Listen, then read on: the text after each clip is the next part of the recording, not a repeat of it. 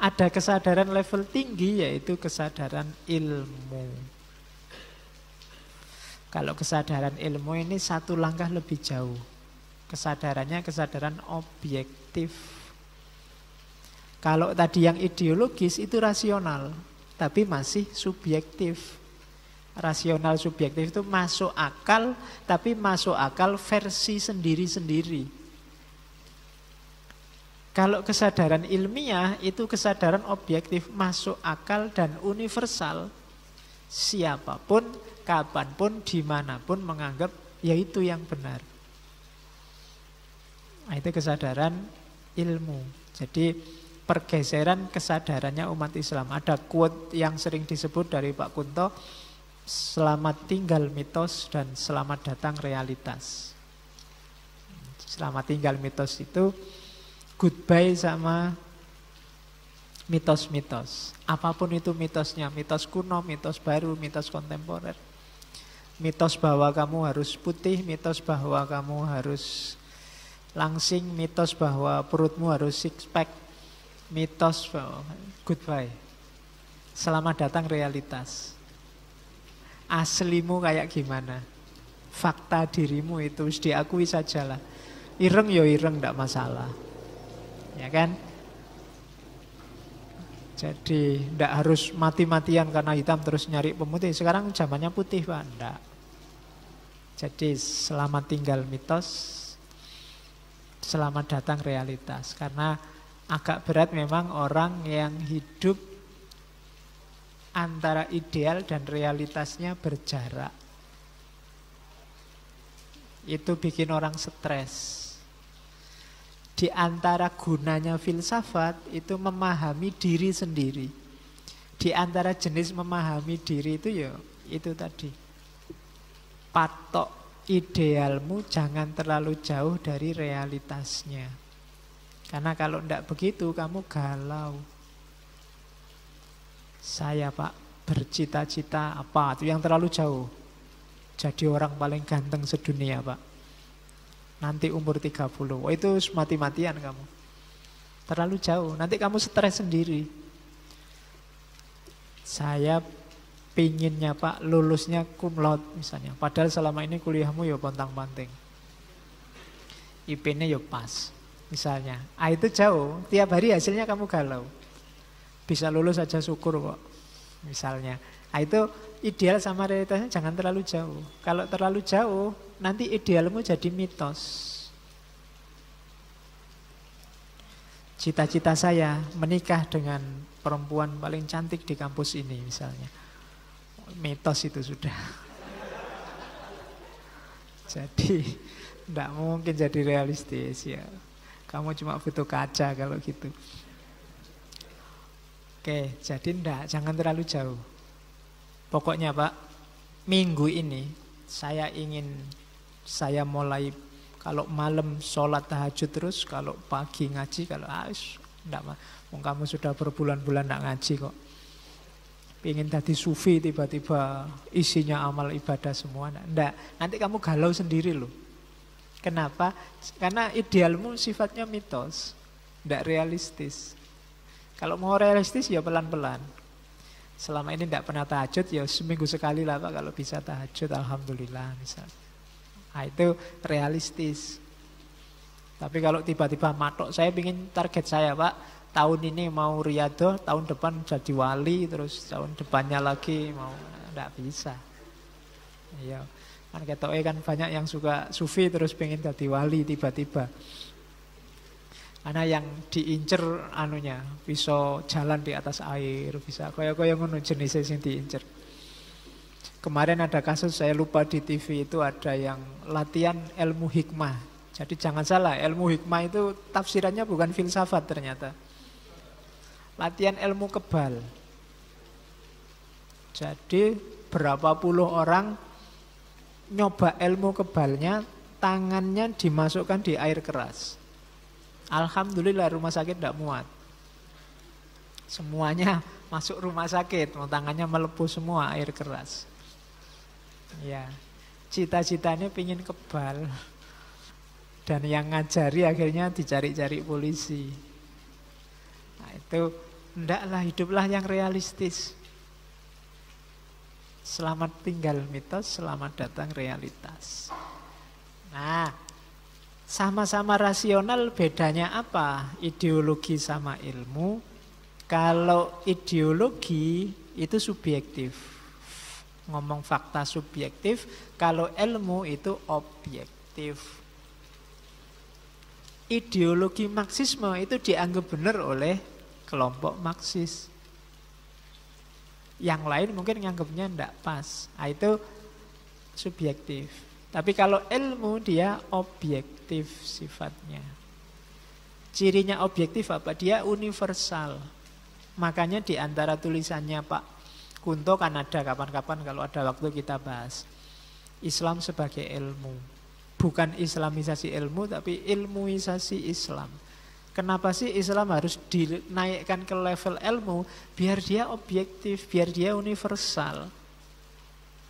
Kalau dibiarkan tidak jadi ilmu yang objektif, nanti dia subjektif. Kalau subjektif, yang anggap benar cuma kita. Yang lain nggak bisa nerima. Alah, yo itu kan menurut orang Islam kan gitu nanti jawabannya mereka. Untuk biar kita bisa tanding sama mereka, Islam harus diilmukan. Makanya ada istilah pengilmuan Islam. Islam sebagai ilmu.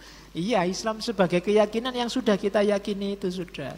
Tapi kita butuh metodologi untuk membuat kebenaran yang kita yakini ini kita tunjukkan pada mereka bahwa ini sifatnya universal. Bukan milik kita saja. Nah, itu kita butuh ilmuisasi Islam. Jadi Islam kita naikkan ke level ilmu. Selama ini Islam kita levelnya di ideologi. Meskipun kita tidak mau kalau disebut agama kita itu ideologi. Tapi level sosial keberagamaan kita itu levelnya ideologis. Dan jenis analisisnya ya sama, karena ideologis analisisnya jadinya normatif. Sesuai ideal yang kita patok. Normatif itu sifatnya berpedoman pada norma. Kalau organisasi manut ADART-nya. Jadi kebenaran versi ideologis itu ya sudah, aturannya apa? Ya itu yang benar. Aturan organisasi kita apa? Ya itu yang benar. Itu kan kayak hari ini ada partai yang bingung. Loh, kalau menurut aturan organisasi ya enggak harus dipecat. Masih belum. Tapi nek enggak dipecat, realitasnya bahaya untuk keberlangsungan partai. Nah itu mau ideologis apa mau objektif? Pilihannya di situ. Kalau manut aturan ya memang silahkan, belum waktunya dia dilengsarkan. Secara ideologis. Kalau secara ilmu ya dia objektif, faktual, ngomong fakta. Terus ya karena itu, karena dia normatif maka jadi struktural. Basisnya struktur. Yo yang ngerti organisasi ngertilah ya. Kalau sudah masuk organisasi, kamu tidak bisa bebas lagi. Logikamu, caramu bertindak, cara berperilaku harus manut organisasi. Bahkan kata-kata jargon sekalipun ya kamu harus manut organisasimu. Kalau sudah jargonnya revolusi ya nanti ngomong revolusi. Nggak boleh kamu ganti pemberontakan, nggak ada, revolusi tetap. Nah itu ideologi struktur. Beda kalau ilmu. Kalau ilmu itu kultur. Lihat fakta budayanya. Cocok enggak ngomong itu sekarang? Faktual enggak? Relevan enggak? Nah, itu biasanya ilmu. Kalau ideologi biasanya ingin rekonstruksi total. Kita ingin mengubah dunia jadi kayak gini. Itu ideologis pasti. Kalau ilmu rekonstruksi parsial. Parsial itu ya ilmu itu kan sesuai wilayah, sesuai cabang, sesuai skup kajian dan lain-lain. Jadi rekonstruksi perubahannya parsial, tidak total. Oke ya. Jadi masyarakat punya pergeseran kesadaran. Umat Islam juga begitu, diawali dari mitos, percaya begitu saja, naik kelas jadi ideologi, percaya tapi punya argumen, punya dasar, bisa menjelaskan, naik lagi jadi ilmu. Kalau sudah ilmu, bukan lagi ngomong percaya tidak percaya, tapi ngomong bukti nyata, fakta objektif. Nah, kesadaran kita ada di mana? Ya monggo setiap orang, setiap kelompok refleksi. Kita ini di level mitos, apa di level ideologi, apa di level ilmu, apa campuran. Ada juga yang campuran. Urusan tertentu mitos, urusan tertentu ideologi, urusan tertentu ilmu. Oke, jadi itu pergeseran kesadarannya umat Islam.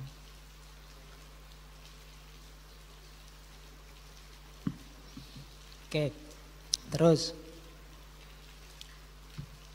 baru setelah itu kita ngomong ilmu sosial profetik.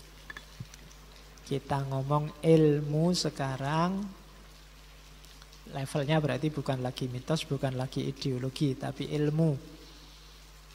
Cuma spesifik, tadi kan rekonstruksi parsial. Tidak semua ilmu, tapi ilmu sosial.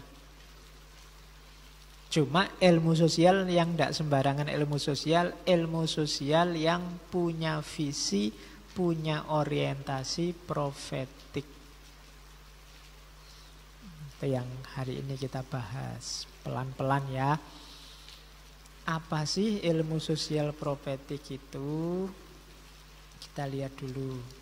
Ilmu sosial profetik itu ya ilmu sosial yang digarap fakta sosial. Kalau itu ilmu ya pasti rasional, pakai rasio.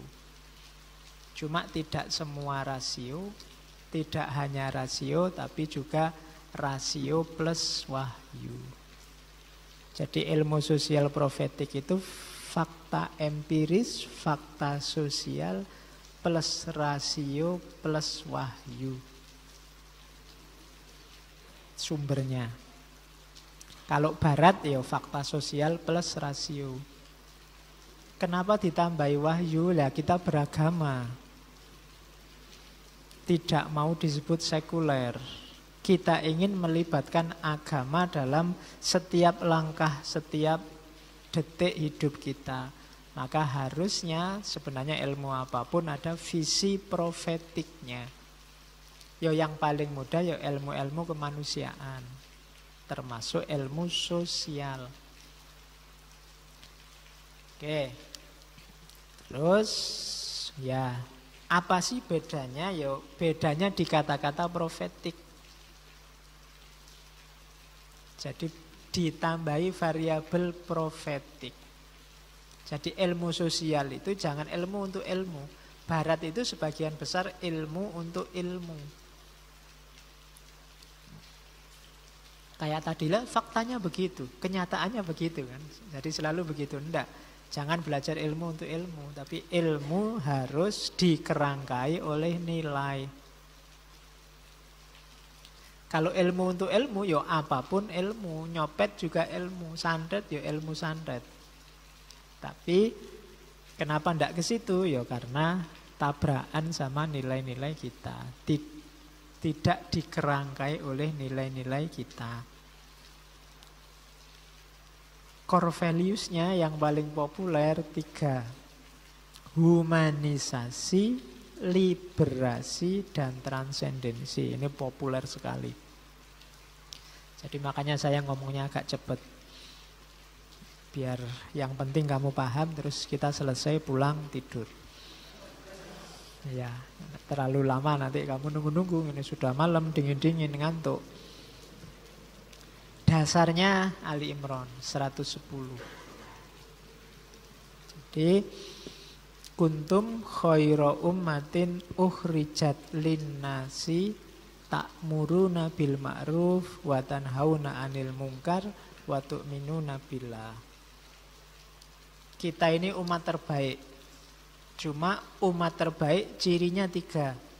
Ta'muruna bil ma'ruf wa tanhauna 'anil munkar wa tu'minuna billah. Ta'muruna bil ma'ruf itu humanisasi, wa tanha 'anil munkar itu liberasi, dan tu'minuna billah itu transendensi. Dari situ nanti lahir ilmu sosial profetik. Jadi amar ma'ruf. Ma'ruf itu tidak sekedar kebaikan. Ma'ruf, kan di Islam itu ada bir, ada ma'ruf. Ada lagi apa? Oh, khair. Kalau bir ini semua jenis kebaikan itu bir. Al-birru husnul khuluq. Di tempat saya, di Mojokerto, mungkin pernah saya ceritakan ya, ada perusahaan bir. Dan perusahaan bir ini bikin masjid besar. Masjidnya namanya Al-Birru. Nah, Al-Birru itu memang artinya segala macam kebaikan itu Al-Birru. Nah, kalau ma'ruf itu tidak sekedar baik. Kalau ma'ruf itu kebaikan yang sreg di hatimu. Jadi kebaikan yang diekspresikan secara etis. Makanya qaulun ma'rufun wa maghfirah. Jadi khairum min shadaqatin yatba'uha adza. Kalau ada orang sedekah kok sambil maki-maki, enggak ada nilainya. Lebih baik ngomong tapi yang ma'ruf, yang enak didengar. Jadi amar ma'ruf itu bukan merintah-merintah sambil maki-maki. Bukan nyuruh-nyuruh orang sambil marah-marah, ngafir-ngafirkan orang, enggak. Amar ma'ruf itu yang ma'ruf, perintahkan bil ya, bukan bil itu dengan amr bin ma'ruf. Jadi perintahkan dengan ma'ruf, dengan baik, yang bikin orang tertarik hatinya, bikin orang sreg. Kalau khair itu kebaikan yang baiknya ada di perbuatannya, yang kadang-kadang orang tidak paham. Jadi dia harus belajar dulu, cari ilmunya dulu, baru ngerti kalau itu khair. Jadi ada bir, ada ma'ruf, ada khair. Jadi amar ma'ruf, amar ma'ruf nahi mungkar, kan sering dipelesetkan. Amar ma'ruf nyambi mungkar. Tidak boleh. Karena amarnya harus bil ma'ruf. Maka tidak boleh menganjurkan kebaikan dengan kekerasan, dengan marah-marah, dengan apalagi menyakiti orang lain. Berarti amarnya tidak bil ma'ruf. Oke ya. Dan itu humanisasi. Nahi mungkar, liberasi. Mencegah kemungkaran, membebaskan manusia. Kemudian tu'minuna billah, transendensi. Transendensi itu tadi, apapun aktivitas gerak kita harus ilaihi roji'un. Semakin membuat kita lebih dekat satu langkah pada Allah. Jadi amr bin ma'ruf, nahyun mungkar, dan tu'minuna billah. Terus, kenapa sih harus ada ilmu sosial profetik? Apa tidak cukup ilmu sosial yang ada, sosiologi saja yang sudah ada itu? Tidak cukup. Sosiologi yang ada itu sifatnya positivistik. Positivistik itu memperlakukan dunia manusia seperti dunia barang, seperti dunia eksakta. Dan itu tidak selalu pas. Manusia itu tidak eksak. Jadi tidak bisa dipastikan. Uangnya banyak tidak pasti senang. Apalagi yang tidak punya uang. Ya. Ada enggak Pak yang tidak punya uang senang? Banyak. Uang tidak punya tapi kebutuhan terpenuhi. Misalnya. Atau orangnya mentalnya memang tidak senang. Buat apa uang? Kan ada. kuliah cepet lulus cum laude malah sedih, ada ndak? Ada. Begitu habis wisuda terus ngapain saya ini Pak? Bingung aku Pak, habis ini mau apa? Ada loh yang begitu. Jadi enggak, dunia manusia enggak bisa dipastikan. Seandainya Indonesia teknologinya maju kayak barat, makmur dan tentramkah kita? Enggak jaminan. Seandainya Indonesia kayak yang rame, kita ganti khilafah pasti rusak enggak? Atau pasti baik enggak? Enggak bisa dipastikan. Enggak bisa eksak manusia itu. Punya pacar cakep seneng enggak? Enggak mesti juga. Punya pacar jelek, nah, itu lebih mesti daripada yang tadi. Iya, rada mesti nek kuwi. Tapi ya ndak juga ada, ala Pak wong saya kayak gini aja dapat kayak gitu sudah syukur. Ndak eksak. Jadi problem utama ilmu sosial lama itu positivistik.